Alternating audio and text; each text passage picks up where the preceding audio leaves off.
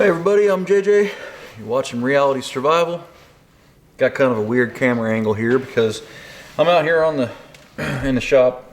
Just cleaned up this workbench the other day, and I found this old extension cord, and I wanted to put a new end on it. So I'm going to use this cord in particular so I can plug in my four-wheeler to the battery whenever a battery charger or battery tender. Turn that off, happens every time. That way I can plug it into a battery tender if it gets, too cold and the battery drains. And I also went ahead and put on a little pigtail on the ATV, so it just plugs right in. I don't have to do the battery terminals and all that kind of stuff. So it has the opposite. I just kind of spliced it together, has the opposite of that, so it just plugs right in. So anyway, this thing has a very short cable on it, a power plug-in or power cord, so I'm going to use this so I can reach to the wall and all that kind of stuff. But while we were doing that, I figured maybe I would talk to you about, I got some notes here, the top 10 SHTF prepping force multipliers. So with force multipliers, I'll try to give you a definition of that. It's essentially something that multiplies force. No, it essentially is something that does an exceptional amount of work, or I don't know what the real definition is, but it makes your life multiple times easier by having it. So you can do more things with less resources. As it's just maybe like an exponential way to increase your effectiveness would be another way to look at it, or something along those lines. So anyway, I'm gonna go ahead and take this thing apart here. I got this for like $3.99 at Rural King. I haven't used this kind before, but I think it'll work out okay. So the number one thing on the list is people, and I was thinking about doing a separate video on this topic when it comes to people and groups and all that kind of stuff. So I don't know, because I've come to a different conclusion about groups and prepping groups and all that kind of stuff based off of the things that I've seen ever since the January 6th protest at the Capitol. So I think that when it comes to people, really the best thing that you can do is try to identify friends, family members, neighbors, people that you've known and trusted for years. And, if they're not currently already into self-sufficiency, self-reliance, you don't got to call it prepping, then maybe, you can talk with them about all the crap that's gone on over the last couple of years and try to get them on board somehow. People are really, it's kind of the number one thing. Like if there was one recommendation where I would say that is the most important thing when it comes to survival in a bad situation, whether it be a third world situation or whether it be like a SHTF kind of Mad Max kind of scenario, or no matter really what it is, just trying to figure out how this goes, then I think having numerous people with you who can help you is probably the biggest contributing factor for your ability to survive. Because you'll be more effective at every other thing that you do. You can gather more food, you can gather more water, you can get more done, you'll have better security, just everything will just be better. It just will be. Hold on here, I gotta figure this out. This is gonna go out the back. I didn't think about that. And so,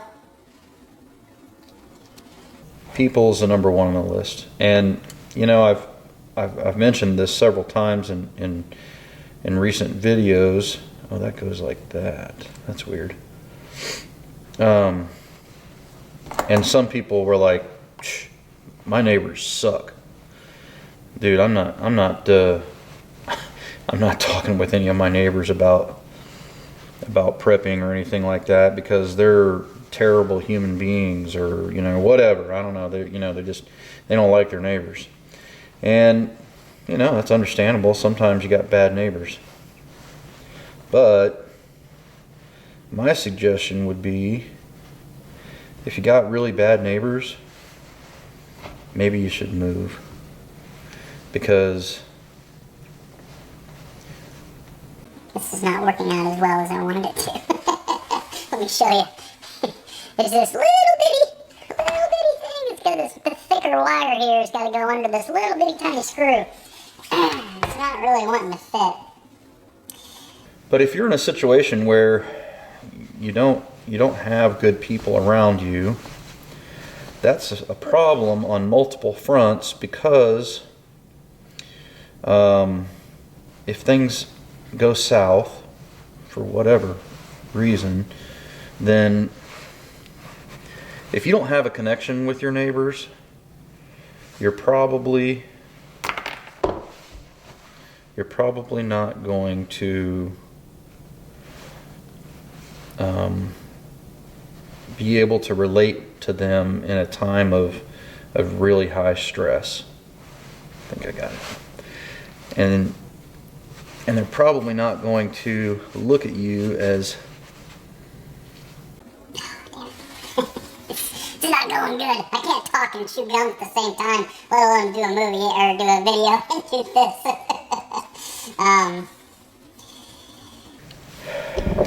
If you don't have that relationship established beforehand, then they're just going to see you as a potential source of food or water or resources or whatever it may be, and so that puts you at a disadvantage. And it doesn't really matter if they know that you're a prepper or not, because if they're in a starvation mode, they'll just come looking anyway. So OPSEC is good and everything. Don't get me wrong. I'm not saying that it's necessarily a bad thing, but it would be better if they looked at you. How the F am I supposed to get this in there? If they looked at you as a friend, or a good guy, or you had some kind of common ground, something like that, because then they're going to hesitate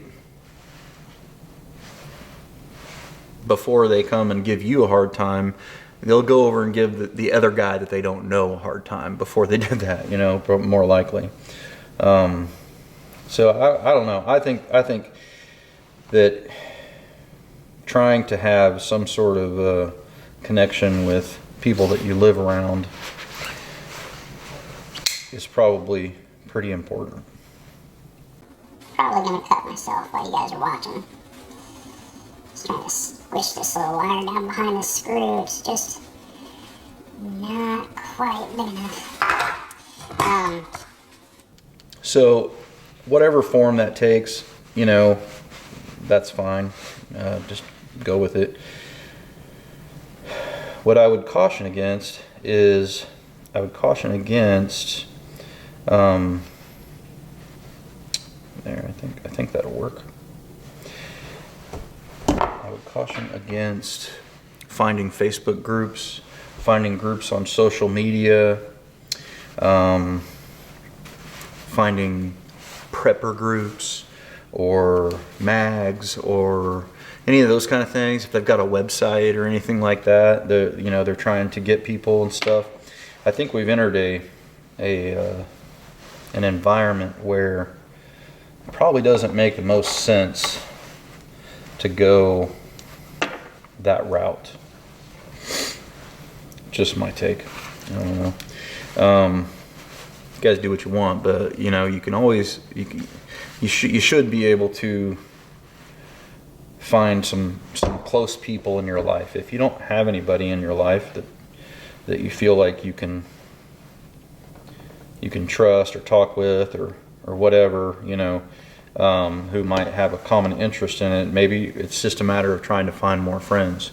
So I've done some videos on that, you know, like where you can go to try to identify people who are kind of like-minded and develop a friendship with them and stuff like that. But I think that's a more reasonable route, and it's probably going to do a whole lot more for you than some pre-canned prepper group and that kind of thing. I see those as a pretty big liability right now, personally. Let's see. Number 2, I rambled on about that one long enough, is night vision optics. So you can pick up decent set of night vision optics for, how's this going here? For about, you can get like a Gen 2 set for like $2,000, I think, and you can get a Gen 3 set for around $3,000, roughly, somewhere in that neighborhood. But the reason, in my view anyway, in most situations that are, you know, remotely likely, during the daytime you're probably not gonna have security and all that kind of stuff. We talk about this kind of stuff in prepper videos a lot, you know, based off of fiction novels and all that kind of stuff, how, you know, these people have got these security rotations and all this kind of stuff. And, you know, if it was like a crazy enough situation, maybe that would happen, but that's pretty unlikely. More than likely, the kind of scenarios that you're probably going to find yourself in is during the daytime. If it was a bad situation, you're probably going to have to be working. Probably going to have to be getting water, working in your garden, trapping, hunting, all that kind of stuff. And so, you know, you'll probably have to, if you do have some sort of forgot which one's which. If you do have to have some sort of,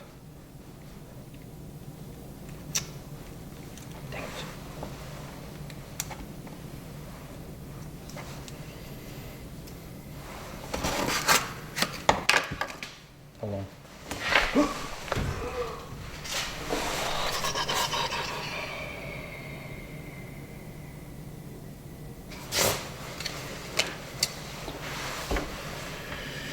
If you do have to have some sort of security rotation or whatever, it's probably going to be like one dude, you know. There's somebody who's staying awake at night, looking out of your house, keeping an eye on it, and you're running shit, you know, you're running shifts or something like that. And so having a set of night vision goggles would enable that one person to cover a lot more ground and be a lot more effective at, get in there, come on, Sons of bitches. Okay, note to self, don't try to talk and do anything ever again. If you've got a set of night vision goggles or a set of thermal optics or something like that, basically you're going to be a whole lot more effective at keeping an eye on things, because it increases, whoo, that was almost bad. Probably should get a screwdriver for that. it increases your ability to see by 2, 3, 4-fold at night, you know, if they're a decent pair. And so you can be more effective with less people. I don't know why that was so hard to go in.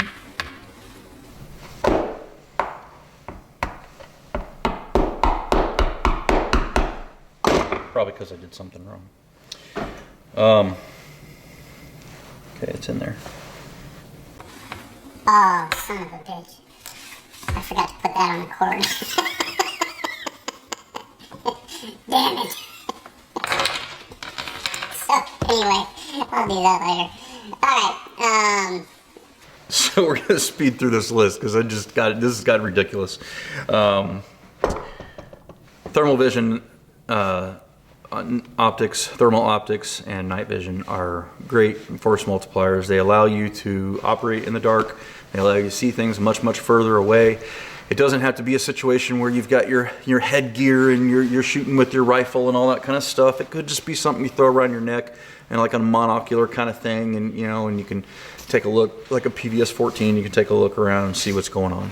Now, if you have it capable of being set up on your rifle and you have a laser with your rifle and all that kind of stuff too, then you know that's cool too. But even just having the ability to look out there past your natural sight line just really increases your effectiveness at night a lot. Okay, so number 3 is a solar generator, solar panels, and/or generators for power generation. This does all kinds of things that is going to make your life a lot easier, but the number one thing that it's going to do is it's going to enable you to continue to refrigerate your food and keep your food cooler and allow it to last longer, you know, have leftovers, whatever the case may be. You know, just keeping your food longer for longer periods is a huge deal. I did that video on refrigeration techniques. Trying to keep your food cool without power is a real pain. So that's number 3. Number 4 is some sort of an alternate bug out vehicle, whether that be ATV, UTV, dirt bikes, an e-bike or something like that. And it's not really so much for bugging out, but like with the ATVs and the UTVs and that kind of thing, really just having those so that you can do work around your farm, around your place, around your house. Maybe it's just so that you can get back and forth down the street if you live in a suburban area, you know, to go help out a neighbor, you know, quicker if you set up some kind of neighborhood watch thing, you know, where you wouldn't have to use as much gas, because if it was a real bad situation, gas might be very hard to come by, and those vehicles use considerably less gas.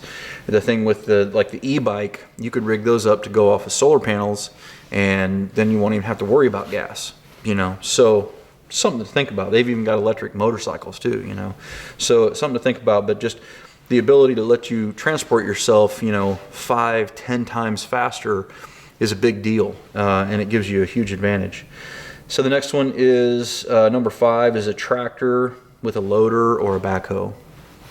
Those tools, they can do all kinds of things that you would find really difficult to do for yourself if you were in a bad situation. Maybe you wanted to block traffic so that nobody could come through your neighborhood or something like that. I mean, I'm talking about like worst case scenario, like there's no government, you know, like Mad Max kind of scenario, and you're having to, you know, keep your neighborhood safe and keep people from coming in and stuff like that. You know, if you've got a backhoe, or if you've got truck or a tractor with a loader, you could, you know, put big boulders or whatever in the street. You could keep people from coming through, whatever, you know. You just kind of, you could do a lot of work that would be difficult to do otherwise from a security perspective, but then also from a farming perspective, an agricultural perspective. You know, having a tiller where you could till up the ground with one of those, and, you know, that kind of thing. I mean, they're pretty fuel efficient, especially those turbo diesels right now. I can get about 24, 25 hours of use in one tank of gas. So that's pretty good. You wouldn't have to have a whole, you know, ridiculous amount of fuel saved up to be able to last you for a couple of years, really. I mean, you know, 100 gallons will get you, I bet that'd get you a 1.5 years, 2 years, honestly, if you were sparing in how you used it. But So that's something else to think about. Next to number 6 is a dump trailer. Dump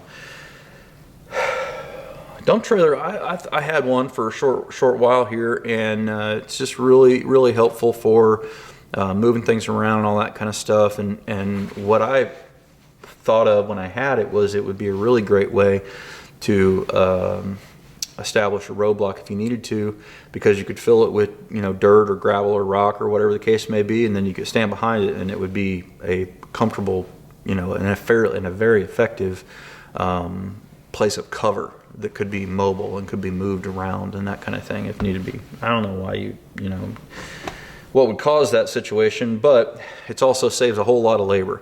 If you're going out, you're cutting firewood, you're picking up rocks and all that kind of stuff, or picking up firewood or whatever, throwing it in there, filling it up.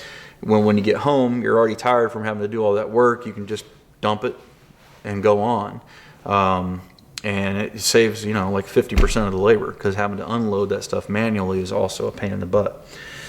So they're kind of handy too. Number 7 is a chainsaw. Having to cut wood and heat your home or whatever with wood, cutting it by hand with an axe or a saw, or just picking up dead wood off the ground or whatever, that's a ridiculous amount of labor. So if you combine that with a log splitter, those two things right there, a chainsaw and a log splitter, are going to make your life way easier when it comes to actually trying to heat with it and stuff. When there's no other propane or anything, all that stuff's all long used up. Those two things make a big difference in your life. The next one I got on here is a winch and snatch blocks. Just having the ability to move big heavy things with snatch blocks and a winch or pulling it by a tractor or whatever is pretty cool. There's a channel I just shared out recently. I think it's called Walnuts and Wineberries. They bought a little RK24 tractor. So tractor is about half the size of mine, and they got some cables and some snatch blocks, and they were pulling 22-ton rocks out of a hillside from where their driveway's at. I mean, it was super impressive. They were doing like a 16-to-1 setup with multiple snatch blocks and all this kind of stuff, and pulling it with this little tractor. And I was like, that is impressive. Like, I knew they were powerful, and if they're set up right and everything like that, but I'd never seen anything that small pull something that big. I mean, it was a big rock. So the point is that you could use that for lots of different things, for getting other vehicles unstuck. If you could use it for pulling big trees up from maybe a hill or something, if you needed to cut them. I don't know. I just think they'd be useful, and they'd allow you to move a lot more weight than you would otherwise be able to do without them. So I thought that was kind of cool. Last one, or no, not the last one. Number 9 is a greenhouse. A greenhouse is a huge force multiplier because it's going to extend your growing season, if not, keep it going year round. And that means that you will be able to multiply your food production by many-fold, if it's good enough size. So I think that's definitely one as well. And the last one on here is a root cellar, number 10. Storing fresh vegetables and fruits and stuff like that in a root cellar drastically extends their life if they're stored correctly, and you've got them stored in the right medium and all those kinds of things. I think, what is it, like damp sand? I think if you put damp carrots, you can store them in damp sand for like a really long time. Maybe potatoes too. I can't remember. Don't quote me on that, but my point is you could do some research on it. But having a root cellar where you don't have to have everything in a refrigerator, so it's not having to run as much, like with the solar panels and whatnot, but having that cool storage for some of those fresh foods is going to help a lot. But and also for canning, if you do any canning, they're going to store a lot longer in there as well. So anyway, with that, that's my top 10 SHTF prepping force multipliers. What do you guys think? what did I miss? This was just a list that I came up with at like 1 o'clock in the morning, sitting there, you know, behind the computer or whatever. So I'd love to know what are some other good force multipliers that should be added to that list. I know there's a whole bunch more out there, so stick them in the comments and let me know. I'm going to go back to trying to figure this out and make sure I put this on ahead of time. And, yeah, I look forward to seeing your comments. So, anyway, guys, don't forget to live 6 P's. Proper prior preparation prevents poor performance. Stay safe, guys. Okay, I got it. I got it wired up, finally. Took a few minutes. Then I got it plugged in to a sensor cord here. And I'm just going to check and make sure that I've got it wired correctly and everything with this little gadget right here. Plugs in and it tells you, you know, if you've got it correct or if you've got it hot and neutral reverse, hot and ground reverse, open hot, open neutral, or open ground. So, let's see what we got. 2 red lights, 2 orange lights. See that? So that means that it's correct. So we're good to go. Cool. Now we're done.